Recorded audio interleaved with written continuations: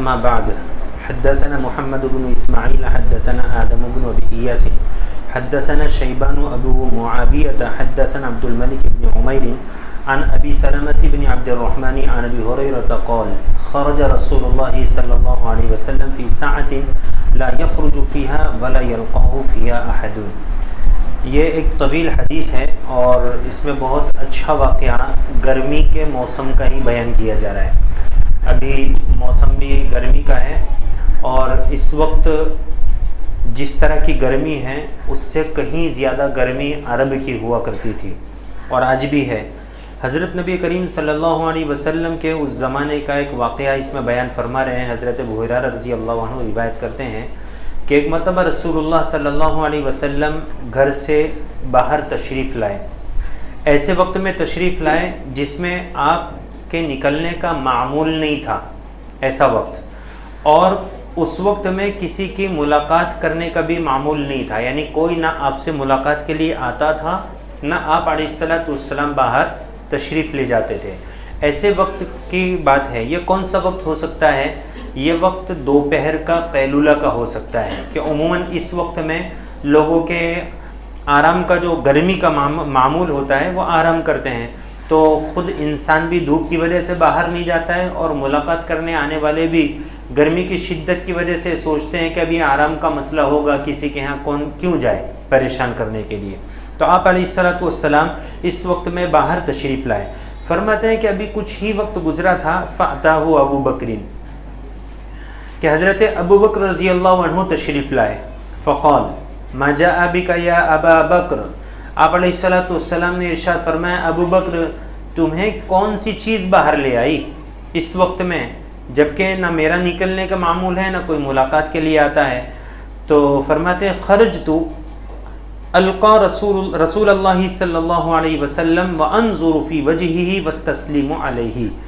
دیکھیے حضرت ابوبکر صدیق رضی اللہ عنہ یہ فرماتے ہیں کتنی زبردست بات ارشاد فرمائی کہ کہنے لگے کہ میں اس لیے نکلا کہ میں آپ کی ملاقات کروں، آپ کا دیدار کروں اور آپ پر سلامتی بھیجوں، یعنی آپ کو سلام کروں۔ تین باتیں ارشاد فرمائی، اور اس میں محدثین نے شارحین نے وضاحت کری ہے کہ دراصل رسول اللہ صلی اللہ علیہ وسلم جس مقصد کے لیے نکلے تھے، یعنی بے چینی بھوک کی، وہ آپ کو باہر لائی تھی، اور وہی وجہ حضرت ابوبکر رضی اللہ عنہ کی بھی تھی، بے چینی تھی۔ لیکن جب رسول اللہ صلی اللہ علیہ وسلم کے چہرے انور پر نظر پڑی نا تو بھول گئے۔ یہ کیا چیز بھول گئے؟ کہ میں کس مقصد کے لیے نکلا تھا۔ بس آپ کو دیکھ کر ایک ہی بات یاد رہی کہ اللہ کے رسول میں آپ سے ملاقات کروں، آپ کا دیدار کروں اور آپ پر سلامتی بھیجوں۔ نظروں کا تقاضا یاد رہا، قدموں کا تقاضا بھول گیا۔ یہ ہے کہ آپ علیہ السلام کو دیکھتے ہی ہر تکلیف۔ اور دوسری بات شارحین نے یہ بھی لکھا کہ حضرت ابوبکر صدیق رضی اللہ عنہ نے بھوک نہیں کہا، اس کی ایک وجہ یہ بھی ہے کہ آپ علیہ السلام میں اور حضرت ابوبکر میں بہت زیادہ مزاج کی یکسانیت تھی۔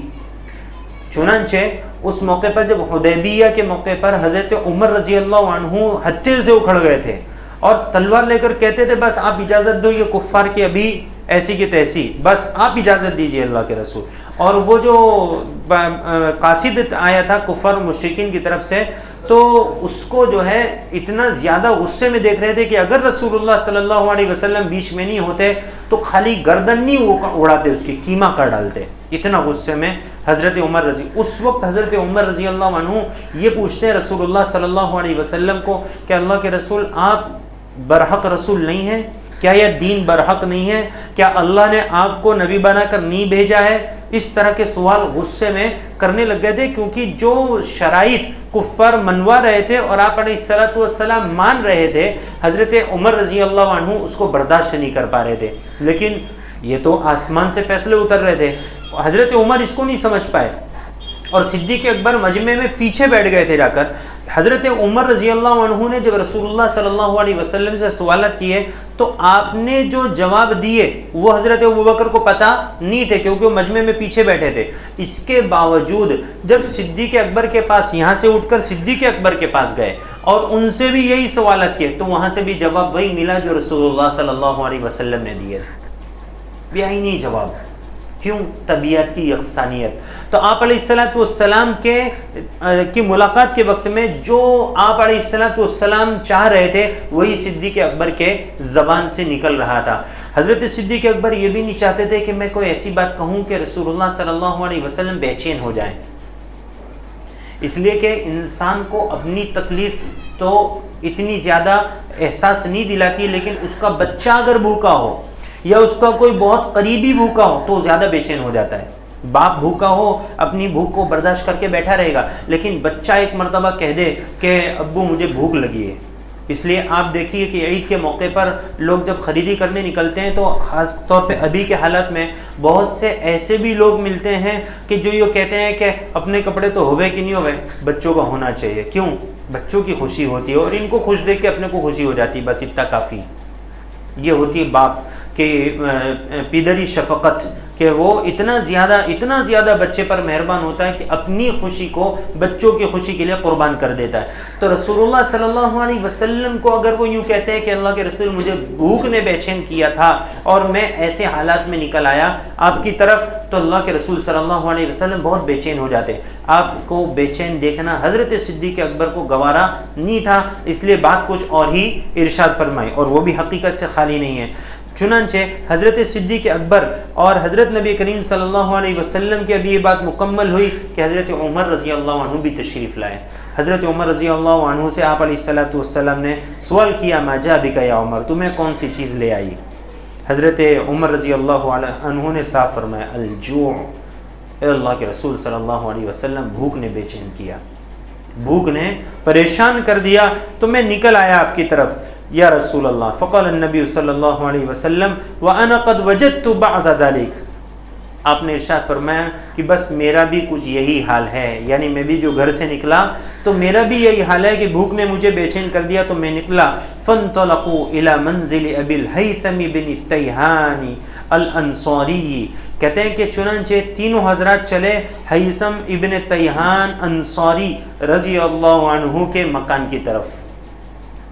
یہ وہ صحابی ہیں انصار میں سے کہ جو بیعت عقبہ کے وقت، آپ کو بیعت عقبہ کا تھوڑا سے میں تعارف کرا دوں کہ مدینہ والوں کو جب یہ پتہ چلا کہ مکہ میں ایک نبی تشریف لائے ہیں، بالکل ابتدائی زمانہ آپ علیہ الصلوۃ والسلام کی نبوت کا، تو مدینۃ المنورہ سے ایک وفد انصار کا وہاں پہنچا تحقیقات کے لیے۔ پھر تحقیقات کر کے ان لوگوں نے یہ طے کیا آپس میں کہ یہ نبی برحق ہے، ہمیں ایمان لانا چاہیے۔ چنانچہ ان لوگوں نے وہاں پر رسول اللہ صلی اللہ علیہ وسلم سے ملاقات کری، تو بیعت عقبہ یعنی پہاڑیوں کے درمیان وہاں پر کچھ لوگوں کو اللہ کے رسول صلی اللہ علیہ وسلم نے بیعت فرمایا، ان میں 12 وہ لوگ تھے جن کو نقیب متعین کیا تھا، یعنی یہ اب مدینہ جائیں گے اور یہ لوگ دین کی دعوت اور تبلیغ کو وہاں پر جاری رکھیں گے۔ تو وہ 12 لوگوں میں ایک یہ بھی تھے حضرت ہیثم ابن تیہان۔ یہ ہیثم ابن تیہان انصاری رضی اللہ عنہ ان 12 میں سے ایک تھے، اور یہ معمولی لوگ نہیں تھے۔ کیوں؟ اس لیے کہ جبریل امین اللہ کے رسول صلی اللہ علیہ وسلم کو اللہ کا پیغام سنا رہے تھے کہ ان کا تعین کریے، یعنی یہ نام، تو یہ آسمان سے طے ہوئے تھے نام جن کو دعوت کے لیے منتخب کیا جا رہا تھا۔ تو یہ ہیثم ابن تیہان انصاری رضی اللہ عنہ، حضرت ابو ہریرہ فرماتے وَكَانَ رَجُلًا كَثِيرَ النَّخْلِ وَالشَّجَرِ وَالشَّاءِ، کہتے ہیں کہ یہ ہیثم ابن تیہان کیوں جا رہے تھے؟ یہ دیکھیے ایک چشمہ جاری ہوتا ہے نا، وہ جس کو کہہ سکتے ہیں ہم کہ پانی کا جو نیچے زمین سے جو چشمہ نکلتا ہے، بلبلہ جس کو کہتے ہیں، جو پانی نکل کر آتا ہے، تو اس پانی کی طرف ہر ایک یہ سوچتا ہے کہ جائیں گے تو فائدہ ہوگا۔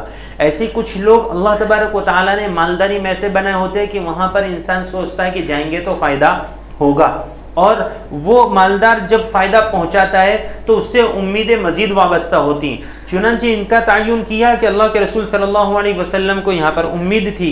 فرماتے ہیں کہ یہ جو تھے ہیثم ابن تیہان انصاری رضی اللہ عنہ، یہ بہت زیادہ درختوں والے اور بکریوں والے تھے، ان کے پاس بکریاں بھی خوب تھیں اور ان کے پاس باغات میں کھجوروں کے درخت بھی بہت تھے۔ وَلَمْ يَكُنْ لَهُ خَدَمٌ، اور ان کے پاس کوئی خادم نہیں تھا۔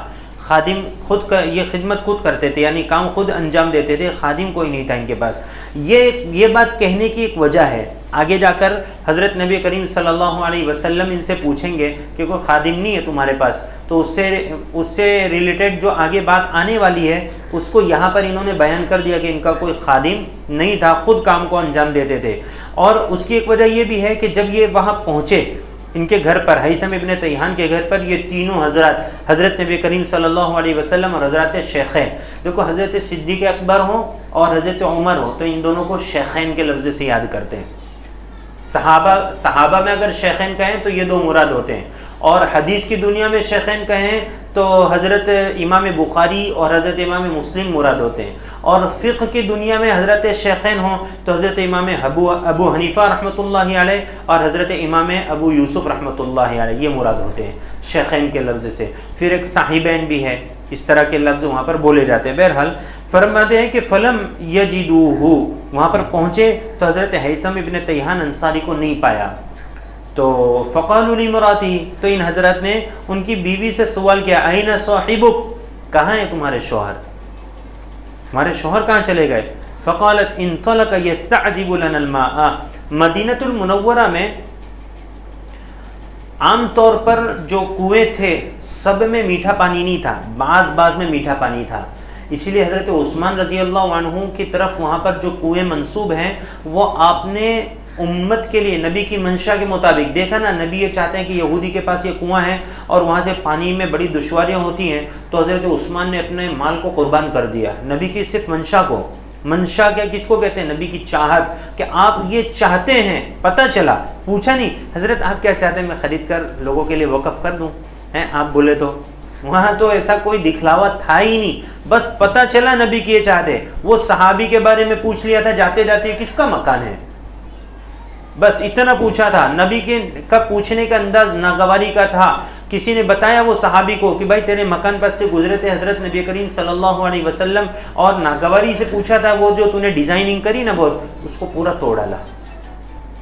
اپنی تو مکان کی اگر کوئی ایک ڈیزائننگ بھی تھوڑی سی ادھر ادھر ہو اور اس کو کوئی بڑا عالم کوئی اللہ والا آ کر ناگواری کا اگر یوں ان کا تو کچھ کام ہی نہیں، ہر جگہ فتوے دیا کرتے، اپنے یوں کیا ڈالیں گے نا. لیکن نبی کریم صلی اللہ علیہ وسلم کے کہنے پر صرف ناگواری کا ایک انداز تھا پوچھنے کا، وہ صحابی سے برداشت نہیں ہوا کہ آپ علیہ الصلوۃ والسلام کو ناگواری ہوئی، حضرت نبی کریم صلی اللہ علیہ وسلم کو تکلیف ہوئی، اس کو گرا دیا، مسمار کر دیا پورا. آپ علیہ الصلوۃ والسلام نے بعد میں کہا میں تھوڑی چاہتا تھا کہ تم پورا گرا دو، بس وہ جو گنبد نما تم نے بنایا تھا اس کی کیا ضرورت تھی. کل قیامت کے دن پوچھ پرچھ ہوگی کہ ایک ایک چیز کے بارے میں پوچھا جائے گا، تو ضرورت تو چار دیواری اور چھت سے پوری ہو جاتی ہے. یہ اتنا ڈیزائننگ کرنے کا، گنبد بنانے کا کیا وہاں پر کام تھا؟ بس اتنا حضرت نبی کریم صلی اللہ علیہ وسلم. لیکن صحابہ منشا کو سمجھتے تھے، اور صحابہ یہ چاہتے تھے کہ بس نبی جو چاہتے ہیں وہی ہم سے کام وجود میں آنا چاہیے. تو حضرت نبی کریم صلی اللہ علیہ وسلم کہ اس دور میں بہت سے کنویں ایسے تھے، زیادہ تر تو ایسے تھے کہ جن میں کھارا پانی تھا، کچھ کنووں میں میٹھا پانی تھا، سب جگہ نہیں ملتا تھا. تو فرمانے لگی ان کی بیوی، جب پوچھا نا کہ آپ کے شوہر کہاں ہیں، کہنے لگی انطلق یستعذب لنا الماء، کہ وہ ہمارے لیے میٹھا پانی لینے کے لیے گئے ہیں. اب یہ میٹھا پانی اس زمانے میں کیسے لاتے تھے؟ تو اس زمانے میں چمڑے کے چھاگل ہوا کرتی تھی. چھاگل سمجھتے ہیں؟ چھاگل، اس کو اگر آپ کو سمجھنا ہو تو بس اس طرح سمجھیے کہ چمڑے کا تھیلا، اور یہ ایسے کپڑے کا بھی تھیلا آتا ہے جس کو پہلے ٹرک میں لوگ یوز کرتے تھے. ٹرک میں پانی بھر کے آگے لٹکا دیتے تھے اور اس پر ہوا لگتی تھی تو پانی ایسا ٹھنڈا ہو جاوے جیسے کوئی برف ڈال کر لایا ہو. تو یہ تو کپڑے کے چھاگل ہم نے اپنے زمانے میں دیکھے، اب نہیں ملتے کیونکہ اب وہ بوٹلوں کا زمانہ آ گیا ہے اور اس کے اندر بھر لو تو 12 گھنٹے پانی ٹھنڈا رہتا ہے. لیکن یہ چھاگل کا دور چمڑے کے انداز کا، چمڑے کے اس مٹیریل میں بنتا تھا نبی پاک علیہ الصلوۃ والسلام کے زمانے میں. اور اس کا اگر آپ کو سمجھنا ہو کہ کیسا ہوتا تھا تو ہاسوٹ کے مدرسے میں مفتی صاحب رحمۃ اللہ علیہ نے ایک شعبہ ایسا بنایا کہ حدیث میں وہ چیزیں جن کا ذکر آیا ہے اور ہمیں اس کا علم نہیں ہے کہ کیا چیزیں اور کیسی ہو سکتی ہیں. جیسے ازخر گھاس، اس کا ذکر آیا ہے تو اس کے گھاس کا نمونہ وہاں سے منگا کے یہاں رکھا ہے یہاں سوٹ کے اندر. ایسی ایلوا کیا چیز ہے وہ منگا کے رکھا ہے. ایسی آپ علیہ الصلوۃ والسلام سے انجیر کا ذکر ہے تو انجیر ویسے تو ہم جانتے ہیں, وہ ایک صاحب کہنے لگے انجیر وہ میٹھی پیاز نے میٹھی پیاز کہاں انجیر جس کا ذکر قرآن میں, کہاں پیاز جس کو کھا کر مسجد میں نہیں جانا چاہیے. اب دونوں چیز میں کوئی تشبیہ نہیں ہے, لیکن کہہ رہے ہیں وہ میٹھی پیاز نے. انجیر رکھی الگ ہے اور وہ ایک مستقل پھل ہے اور پیاز کوئی پھل نہیں ہے. بہرحال تو انجیر کیا چیز ہے وہ منگا کے انہوں نے سیمپل کے طور پر رکھی. پھر ایسے ہی جو چیزیں حدیث میں, تو چھاگل کا جو ذکر ہے, ایسے ایک پیالے کا ذکر آتا ہے کہ آپ علیہ الصلوۃ والسلام کے پاس میں ایک ایسا پیالہ تھا جس میں 10 لوگ بیٹھ کر کھا سکتے تھے. تو وہ پیالہ آپ علیہ الصلوۃ والسلام کے زمانے میں لکڑے کا, اس کو ایک اندازہ یعنی سیمپل بنوایا اور اس کو وہاں پر رکھا, مظہر اعجاز قرآنی کر کے شعبہ مستقل بنایا اور اس میں یہ چیزیں رکھیں تاکہ امت کے افراد آئیں تو ان کو بتایا جا سکے کہ یہ حدیث میں جو چیزیں ہیں ان کو آپ سمجھنا چاہتے ہیں تو یہاں سمجھیے. کلونجی, اب کلونجی بلیک سیڈس کہہ تو دیا لیکن سب نہیں جانتے کہ کلونجی کیا چیز ہے, تو وہاں دیکھ سکتے ہیں. اس طرح آپ علیہ الصلوۃ والسلام کے زمانے میں چھاگل کیسی ہوتی تھی, وہ چمڑے کی چھاگل. آپ علیہ الصلوۃ والسلام کا بستر تھا چمڑے کا, کیسا ہو سکتا تھا, وہ چمڑے کا بستر بنوا کے وہاں پر رکھوایا. اللہ رب العزت غریق رحمت کرے مفتی صاحب کو. یہاں پر بھی ان کی بیوی فرما رہی ہیں کہ وہ پانی لینے گئے ہمارے لیے میٹھا. کس میں لینے گئے, تو ہمارے یہاں تو بڑے بڑے کیربے ہیں, اس زمانے کی چھاگل ہوا کرتی تھی. فلم یلبثوا ان جاء ابو الہیثم بقربۃ یزعبها, کہ بس تھوڑی دیر گزری تھی کہ ابو الہیثم تشریف لائے اور ان کے پاس چھاگل تھی جو بہت مشکل سے سنبھل رہی تھی. یعنی وہ چونکہ وزنی ہوتی ہے اور بڑا ہوتا ہے تو پانی بھی جو ہے اس کو تھیلے میں ہو خصوصاً تو ادھر ادھر ہلتا ہے تو وہ سنبھلتی نہیں ہے. فوضعها, اس کو رکھا. ثم جاء يلتزم النبي ويفديه بأبيه وأمه, فرماتے ہیں کہ پھر نبی پاک علیہ الصلوۃ والسلام سے جا کر چمٹ گئے, آپ سے معانقہ کیا اور کہنے لگے میرے ماں باپ آپ پر قربان. آگے کی حدیث اجو جتنی ہوئی ہے اس سے اور ڈبل باقی ہے. اس کو پورا اگر ترجمہ بھی کریں گے تو بھی مزہ نہیں آئے گا. جیسے ابھی سمجھ کر ہم لوگ آگے چل رہے ہیں ایسے انشاءاللہ آئندہ کل اس حدیث کو آگے ہم بڑھائیں گے. یہاں تک ہماری حدیث ابھی مکمل ہوئی کہ نبی پاک علیہ الصلوۃ والسلام نے اس کی بیوی سے پوچھا, اتنی دیر میں وہ تشریف لائے, میٹھے پانی کا چھاگل تھا اس کو رکھا اور آپ علیہ الصلوۃ والسلام سے انہوں نے معانقہ فرمایا. حدیث سے کیا ثابت کریں گے, یہ حدیث پوری ہو جائے گی تو پھر ہم انشاءاللہ اس کو سمجھیں گے. سبحان اللہ بحمدہ.